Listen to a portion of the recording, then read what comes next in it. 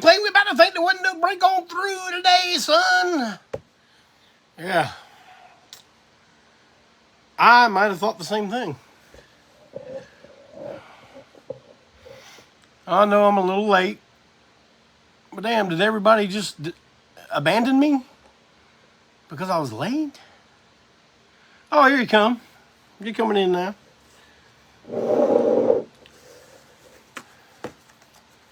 Georgia. Georgia. The whole day through. Just an old sweet song. Keeps Georgia on my mind. Do-do-do-doom. Boom, boom, boom, boom. A sad, sweet song. Keeps Georgia on my mind. Now see, if you tuned in early, you got a little bit of bonus entertainment. Hey, there's Leighton Underwood. What's happening, Maine? You said you do a break on through every week, and there you are. There's Kelly Hellstrom. Live! I don't know, maybe you can tell, maybe you can hear it in my voice, maybe you can say, damn, this sumbitch is going crazy. I'm still a little bit under the weather. I'm better. The day after my birthday, when I posted a video thanking everybody for your incredible birthday well wishes, too many to even for me to count. I tried to at least hit a heart or say thank you to everybody. If I didn't, please don't feel left out, man. And I gotta tell you, as you probably guessed by this early on right now, I'm not prepared. I don't have anything. I got a few things. To talk about. If y'all want to ask questions during this, feel free. How does this look better, man? No, COVID Dare 22. Man, I didn't even do any top 10s. And we'll say, damn, you didn't do nothing today at work, son. You could have done 15 top 10s, boy. But I didn't. I haven't got anything. I started an Amy Winehouse top 10. And I started to think about Western movies top 10s. But, man, I'm going to be honest with you guys on that Westerns top 10, man. You know what? One of my numbers, I don't know which. One of them is going to, like one number is going to encase all the Clint Eastwood Westerns. Because, man, I think I like them all. Now, definitely the trilogy, right? But see, that way, that would leave me 9 more Western movies to put on there. Because otherwise, Clint Eastwood movies would take up the whole list. So, one number is going to have all the Clint Eastwood movies. I know y'all may be thinking, "Damn, you can't do that on top 10. Let me tell you something. It's my damn top 10. It's my damn break on through. And I will re-examine the perimeters of my top 10s when the need arises. Can you dig it? All right, let me have a good old swallow of some break on through brew.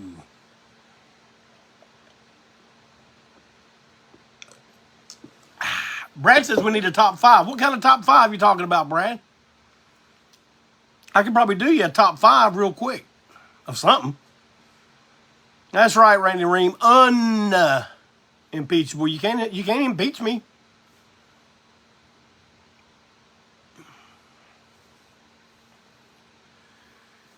Top 10 70s live albums. Now that's a good one. top 10 70s live albums.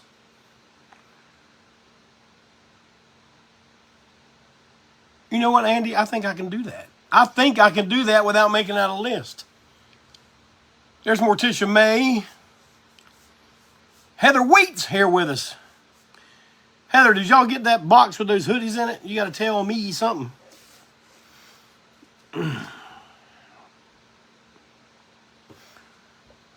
I got a few things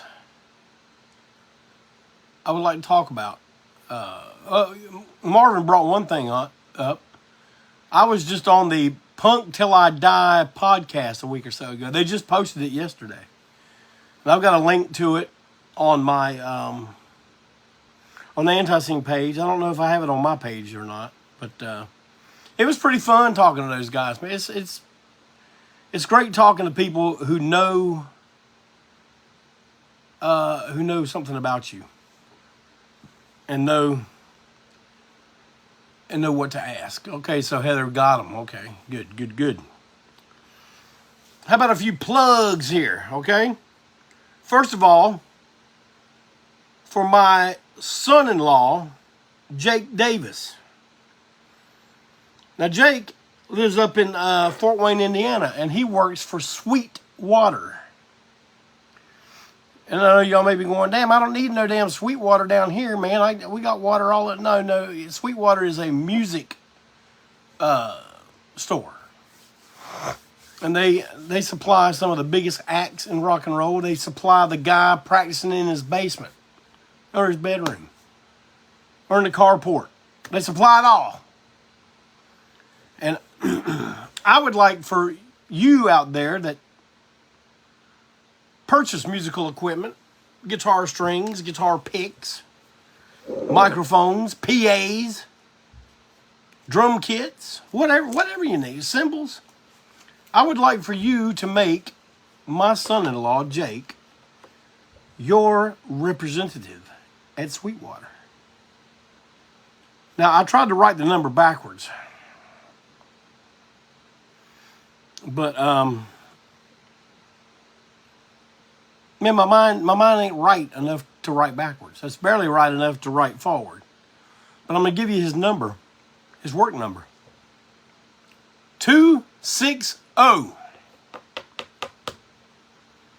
748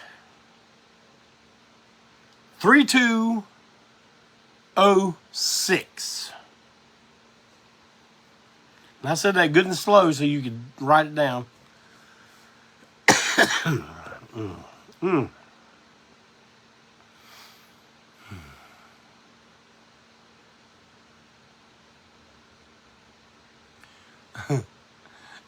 And Brad Miller says, I'll buy from Little Jimmy. He's got what I need to get that sound. That's a Judas Bullethead reference. Thank you, Dennis, for posting Jake's number in the body of Break On Through. See, you've got it together. I do not. I'm a few steps behind.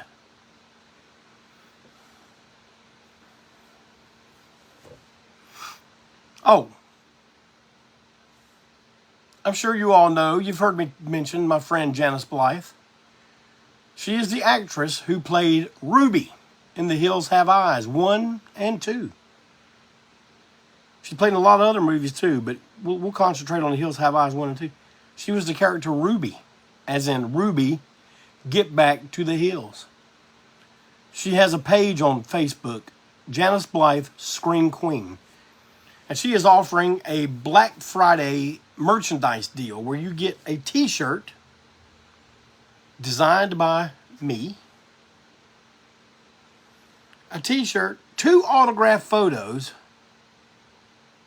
and 3 vinyl stickers, also designed by, because it's the same design as a t-shirt. But all that for $34.98. Man, you can't top that. Where are you going to top that? All that for that? Man, that's an $80 value. You are saving $50. So go to the Janice Blythe Scream Queen page and there's a post there, and it goes to her. She is starting a new big cartel store. But right now, that's the thing she's got on it. The Black Friday deal, man. Go take advantage of it, please. Let's see. What else we got here? Oh! One of my buddies that used to be in Hell Stomper now goes by the name, his handle on Instagram is Dead So Vine. Damn, Jeff Clayton, you got to tell us who you're talking about. No, I don't have to tell you. I just told you it's Dead So Vine. So go on there and look at Dead So Vine's big cartel store. Man, he's got these for sale. Country music makes me horny.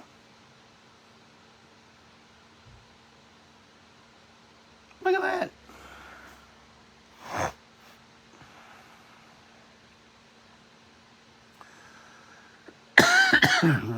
Now, I am fairly certain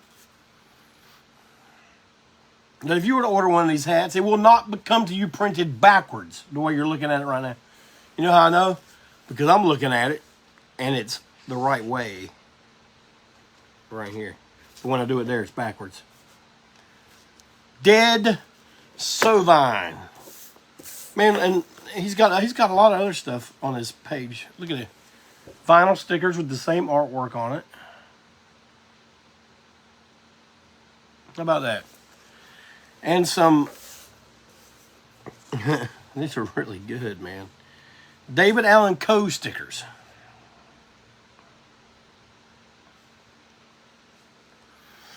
Look at these.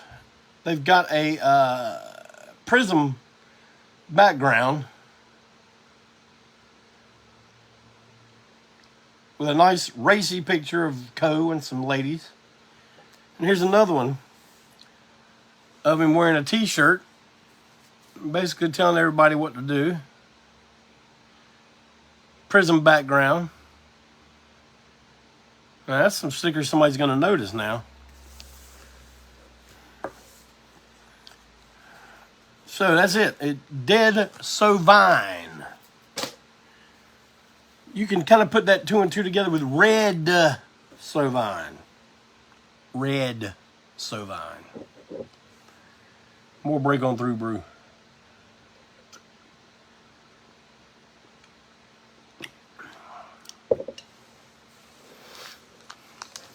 You probably know this already, but I'm gonna give it to you one more time just in case you don't. I have these in hand. Picture disc, 7-inch picture disc, ANTiSEEN, and sloppy seconds. Now, see, the way I see it, most people hang up picture disc anyway. John Adam does. I've been in his house. I've seen it. You're going to have to buy 3. Why we got to buy 3, Jeff Clayton? You got to tell me so. Because, well, you got to hang up the sloppy second side. You got to hang up the ANTiSEEN side, and then you got to have one to play. Well, damn it, songs has already come out. Yeah, okay. Fight Like Apes did come out on We're Number 1. This is a Sweet Georgia Brown remix. You understand me when I say remix? You might like, oh, well, damn, what'd y'all do? Put the damn bass and kick drum up so you could hear it? No, it's more than that. Sweet Georgia Brown, also a former Hell Stomper alumni, he did the mix on Live from Quarantine 2. He did a remix of Lo-Fi on the B-side of the Are You Sure Hank Done It This Way single, which I still got some of those in stock. Pink is very, very low in danger of being out of print. Still got plenty black. I don't know how TKO's doing on the emerald green, but if you want you a pink, you better order fast, son. But he did those remixes, and man, when you listen to that, My main Dave Prino said on here, or he said somewhere, he said on a post or something, that he thinks Are You Sure Hank Done It This Way is a double A side because that new remix of Lo-Fi sounded so incredible. And I got to agree with him. Sweet Georgia Brown did an amazing job on these. See, Andy Miller even says the remix to Lo-Fi is really good. Man, that whole record's going to be remixed at some point. And he has expressed interest in working on some of the older titles. I'm thinking we may re-enlist him to help work on the deluxe edition of Eat More Possum. What do you think? See, there's more praise for the Lo-Fi remix. Speaking of mixes, man, I've been hearing what Jimmy Tutterow is coming up with for Great Disasters. And, man, as far as I know, I think we only have one more song to mix. One more song. And Great Disasters will be in the bag.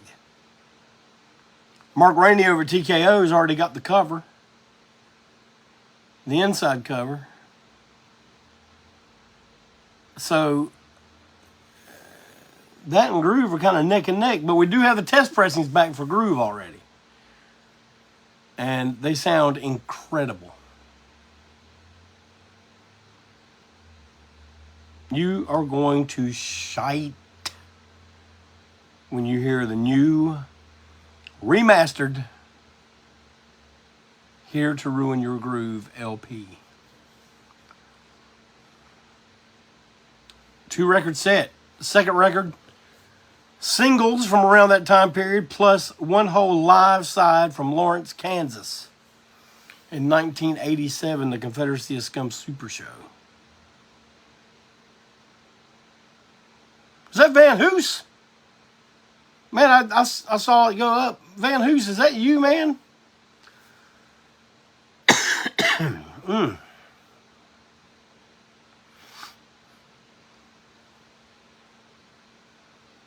Well, Nathan, I can't wait for it either, but unfortunately we're going to have to. I imagine we're going to film a live Ruin Your Groove lineup broadcast.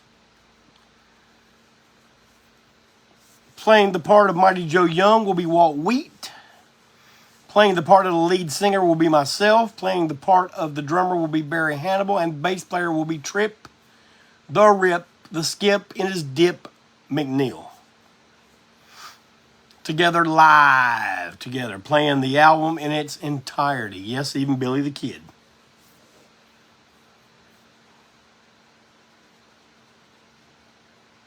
And what we're going to do is when Groove is available for purchase, not pre-order, man. We ain't going to do a pre-order with it. We're going to do, when we do this live broadcast, right when you see us come on the screen, that's when it's going to be available.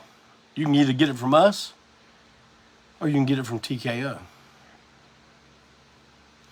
Now, I am going to, since I'll have Trip and Barry right there with me, I'm going to get a few of those signed by the three of us. So how's that for some extra incentive?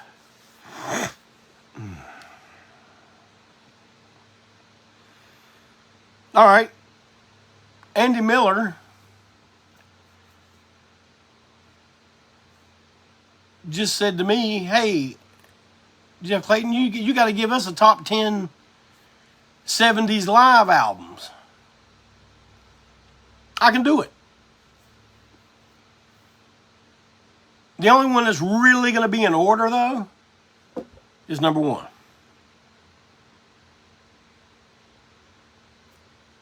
The rest of them, you're like, hey, you put that at number 10? I'm only putting it on number 10 because I'm doing this on the fly.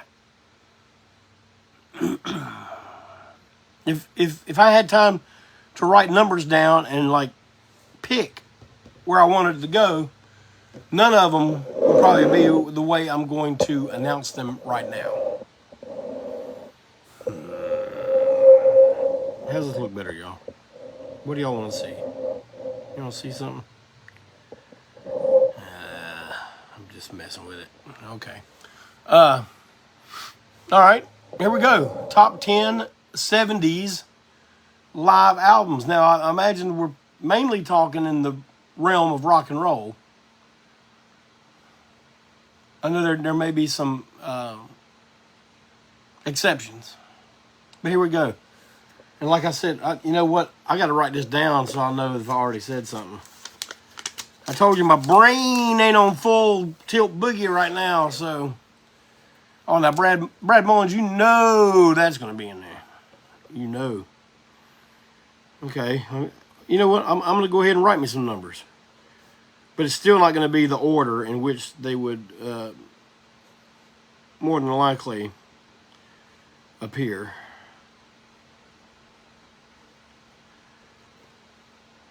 But hell, since we had somebody mention it already, number 10, Cheap Trick live at Budokan.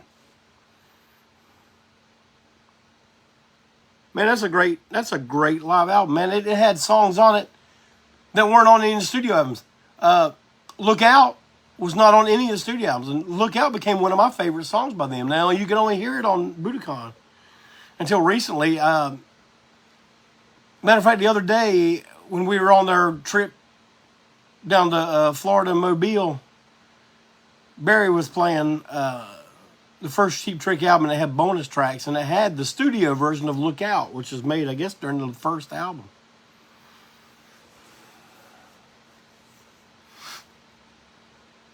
But, okay, number 10, live at Budokan. Number 9. And this would not be number 9 normally. But you're having to give me a break since I'm under the weather a little bit. But and I'm doing this on the fly. Number 9, Ted Nugent Double Live Gonzo.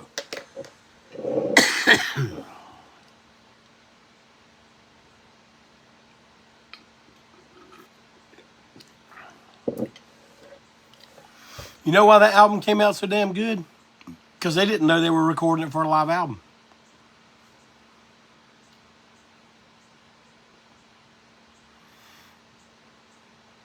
Nugent apparently wasn't very happy about it, but man, you know what? If they had known they were doing it, it might not have been as good. That's a discussion me and my brother Ward had on some of our late night drives. You know, maybe catching a band in their natural element off guard, not knowing they're being recorded, that's the way to go. I think there were some amazing performances on there, along with the song Gonzo that never appeared on anything else. No studio version. Great song.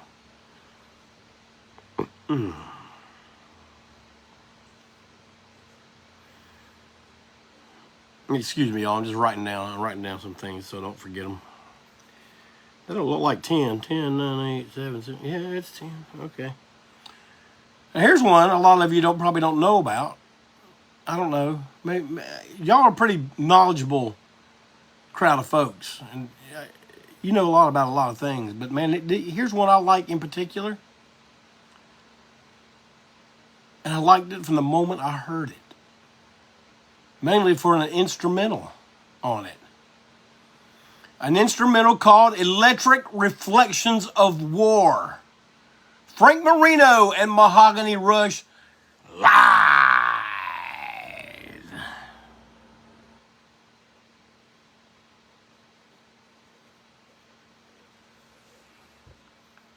They got a song in there talking about a feeling. They play the Star Spangled Banner. Frank Marino was incredible. I don't know what he's up to these days. I haven't heard that name pop up in a long time. But man, I'm sure it's on YouTube. I'm sure it's on Spotify. But man, just listen to it. Electric Reflections of War. Damn, that's a good song. All right, let's see what else we got up in here. Now this one,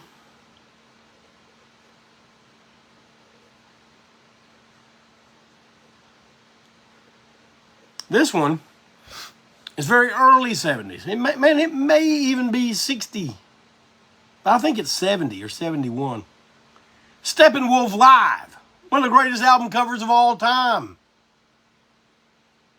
Steppenwolf Live. Y'all ever seen that record cover? It became their official logo, kind of. I love that album. Great photos on the inside, great set list.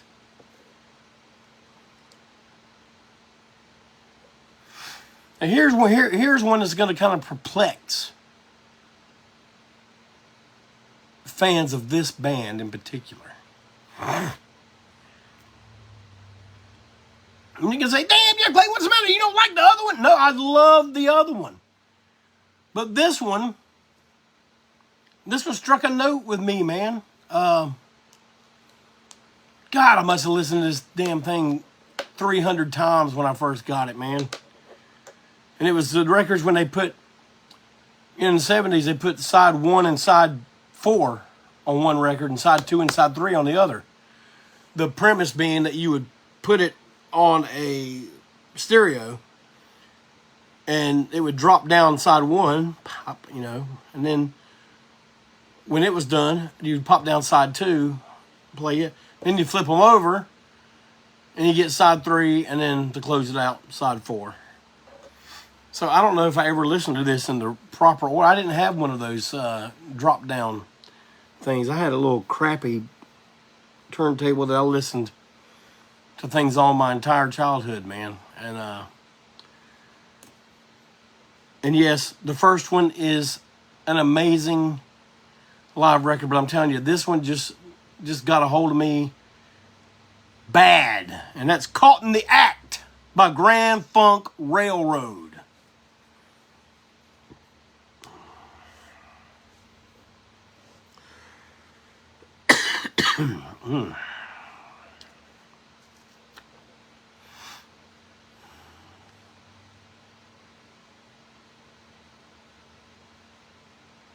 They get some hearts and some thumbs up for Grand Funk Railroad.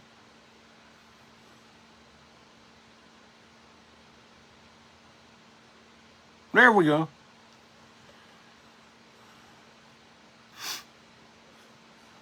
Oh yeah, now, and here they come now, boy. Here they come now, boy.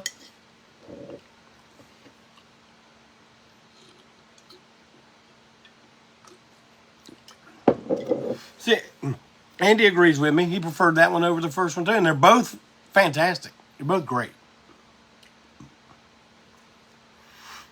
Let me see here. All right, I'm down to the last 5.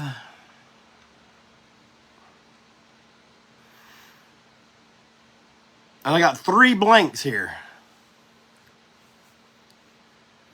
Oh, I know one. Yeah.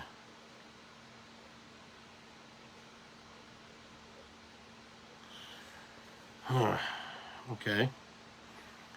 All right. I had one for number 4 and 5 was blank, but I'm going to go ahead and move it to number 5 just so I'm not sitting here with all this dead air. But number 5, Kiss Alive 2. Talk about an event in a record sleeve. Damn. Tattoos.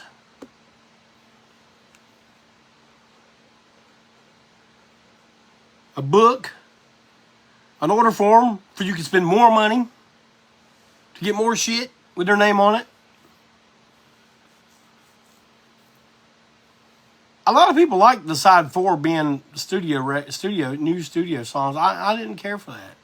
I kind of wish they'd have put that out on another album or something. I wish it had been another side of. Well, I guess they didn't want to repeat songs from the other live album. Well, I wouldn't have cared. But they didn't ask me. They didn't go, damn, Jeff Clayton, what the hell should we do about that side 4 there, son? They didn't come up to me and ask me that. They was just out for me to buy, and I could like it or not like it. All right, number 4. Slayed Alive. Slayed Alive. Man, if you don't listen to nothing on there but one, if you're like, man, Jeff Clayton, you got to tell me one song to listen to. Well, then you got to listen to their version of Born to Be Wild on that live record. Goodness gracious.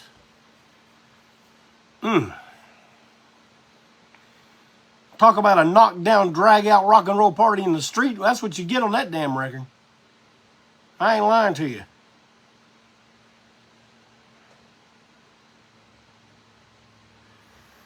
What number am I on? 3. I'm on number 3. Man, this album was such an influence on me. I don't even have to explain it, I don't think. I think every one of you, oh yeah, damn, Jeff Clayton, what? You think? Raunch and Roll Live by Black Oak, Arkansas. Man, hardly any of them songs on there were songs you had on another record. And they were all great. Every one of those songs were great. Damn, that's a good record.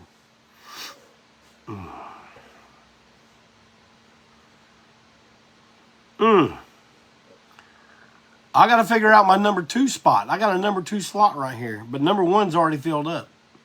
And I'm sure it's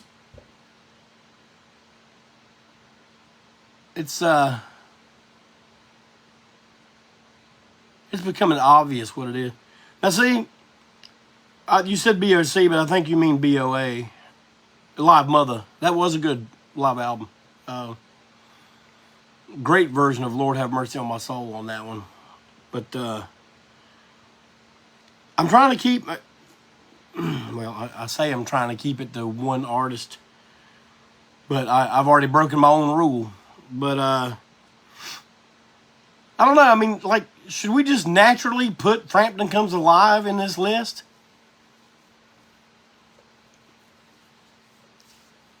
I mean, isn't that the epitome of live albums? I mean, I like Peter Frampton fine, you know, but I'm not going to put that in my live records of the 70s. You know what? Mark Deal just reminded me of what my number 2 spot is.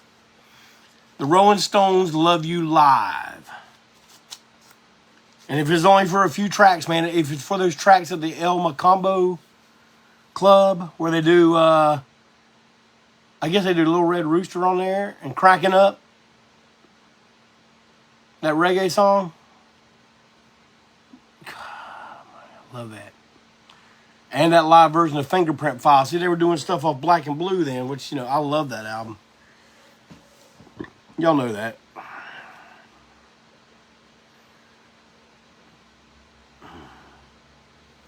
All right, here goes, number 1. Y'all already know what it is. Go ahead and take a few guesses. I'm going to give y'all just a few seconds.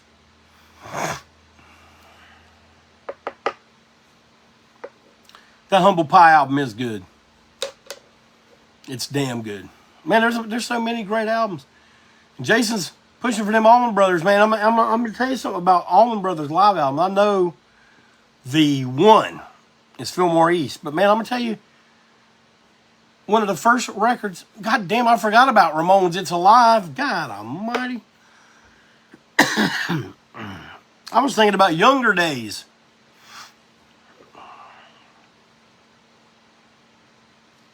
All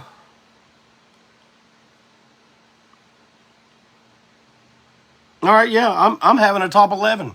Ramones' It's Alive is number 2. Damn, that's a great album. Man, if you only had to own one Ramones album and it wasn't Rocket to Russia, I'd have to hand you It's Alive and go, there you go, Hoss.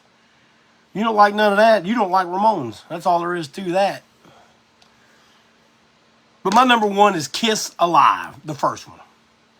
Damn.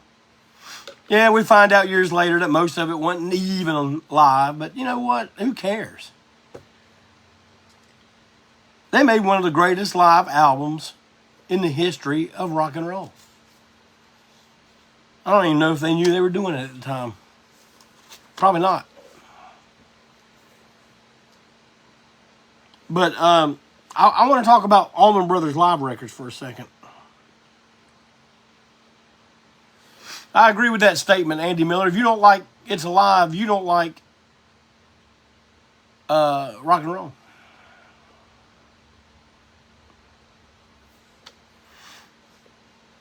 But talk about Allman Brothers live. Fillmore East is like the one for the Allman Brothers.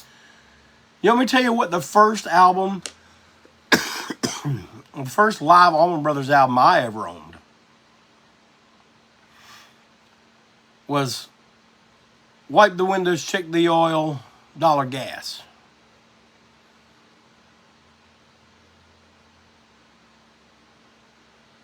And I gotta admit, it didn't have a good sound to it. And I don't think the performances were all that fantastic. I think that's another one of those contractual obligation records. But they opened up with Wasted Words on there, and man, you could tell somebody was wasted, and I think Greg Allman was the one. But that was my first exposure to live Allman Brothers record. My first record I ever owned by was Brothers and Sisters. You know, because Ramblin' Man. And like, Ramblin' Man was kind of the only song on the record like that, except maybe Pony Boy. And the rest of it was more blues and Greg singing. And that's where I really, really, really became a big fan of Greg Allman. I had something else to talk about one of these live records that was kind of funny.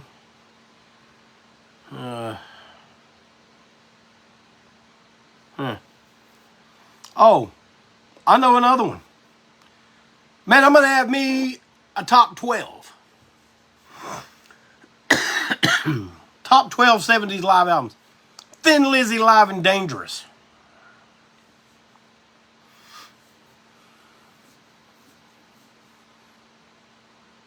Beginnings is a great comp. Yeah, you know, another great Allman Brothers comp is The Road Goes On Forever.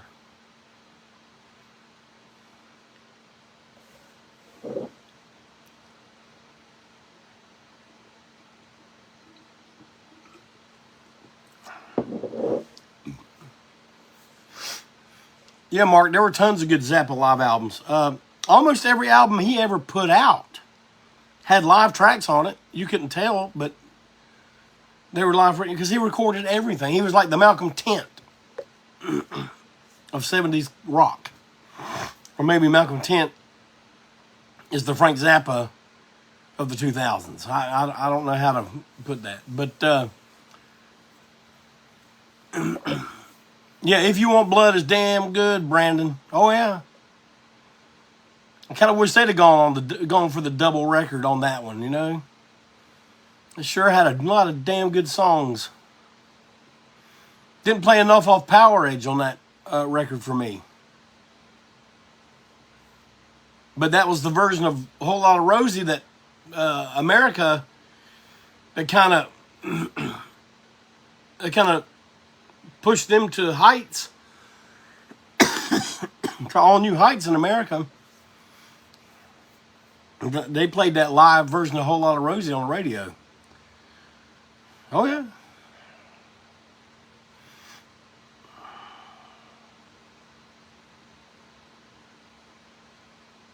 Scorpions Worldwide Live was 80s, son. You got to tell me something. You can't be talking about, oh, God almighty, I got to have me a top 13. Because I forgot Aerosmith Live Bootleg.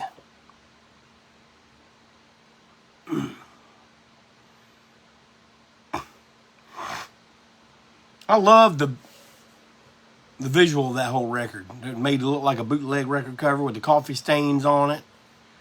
Come with a poster. Inner sleeve, printed inner sleeves. Gatefold. Was it a gatefold? Maybe it wasn't a gatefold. Maybe it was. Fuck if I know. But all I know is, man, the two great songs on there, these early tracks have been doing the Yardbirds Ain't Got You and James Brown's Mother Popcorn. Oh, yeah. Aerosmith doing Mother Popcorn, man, that... And man, I'm telling you, if you do a James Brown cover, man, I'm going to be real picky on you. Like, you didn't quite get it there, son. But, no, they got it. They knocked it out of the damn park.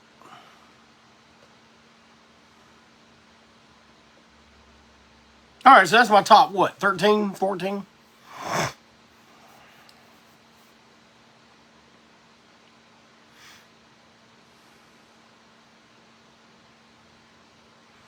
And some of you go, well, damn, Jeff Clayton, you didn't have Song Remains the Same in there, man. I didn't think that album was that good. Now, I did like the fact that in A Whole Lot of Love, that Plant and Page did the back and forth, vocal, guitar, and he did the whole thing. Gotta let that boy, let the whole thing. And he did the, oh, so many rows. John Mayall. John Mayall didn't write it. I have a feeling John Mayall taught all those guys about that. And yes, Austin King. I think I added Live and Dangerous as my top 13 of my number 10 live albums from the 70s.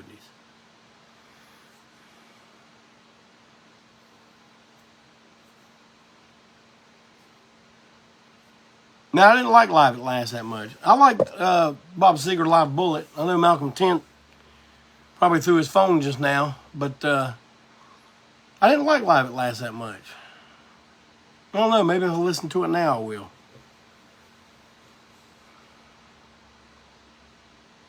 Maybe. I don't know. Well, listen, y'all. I apologize for the show being so disjointed and flying by the seat of my pants. Stephen Hudson says Live at Last came out in the 80s, so that's disqualified.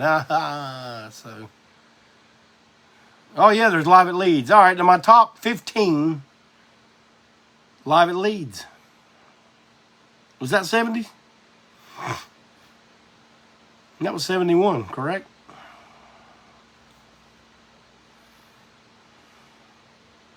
I will revise the perimeters of my top 10.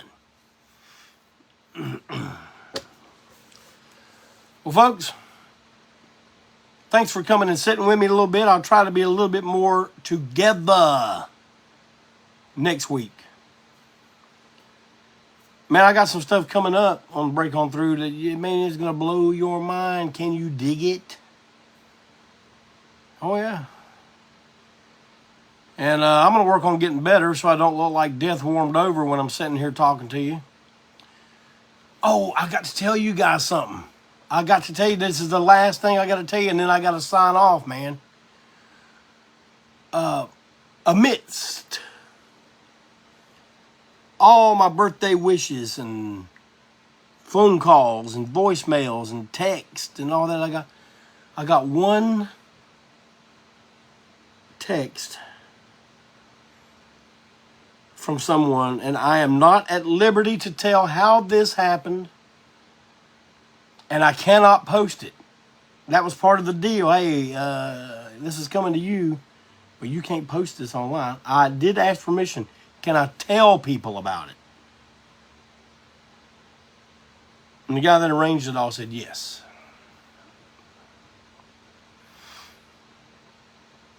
But I was saying happy birthday to, and this wasn't a video somebody found and said, oh yeah, here's your video, man. Or it wasn't Cameo, because this person doesn't do Cameo.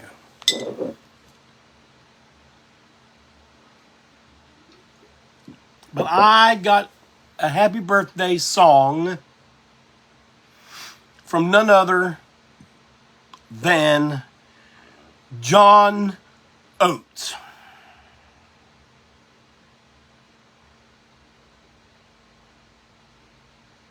Hearts. Thumbs up. Here they come.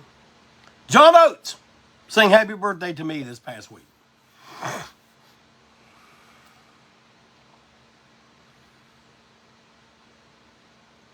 Man, it's like my muscles here are still tight from grinning. Like, I was like, that was quite a surprise, man. Yeah. So, now I'm going to wrap it up. Man, this turned out to be a long one today. I hope y'all enjoyed it. I enjoyed talking to you. I enjoy talking about music. I enjoy talking about records. I enjoy telling y'all stuff about ANTiSEEN that you want to know about. So I don't sit around thinking about ANTiSEEN's past all the time. So I don't know what you guys want to hear about. I'm trying to look and see if I had anything.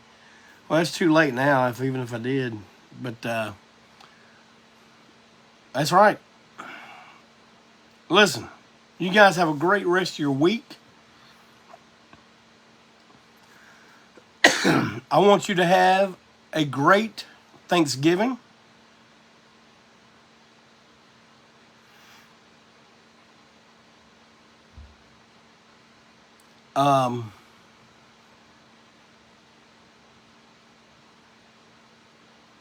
And I just want to let you all know that one of the things I'm thankful for, I'm thankful that I still have you all out there that gives a crap about what I do and have done, and that we're still able to do this.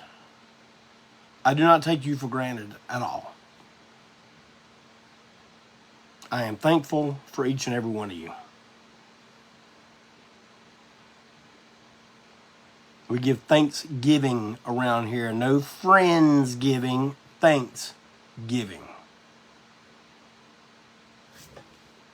Take care, everybody. Have a great one.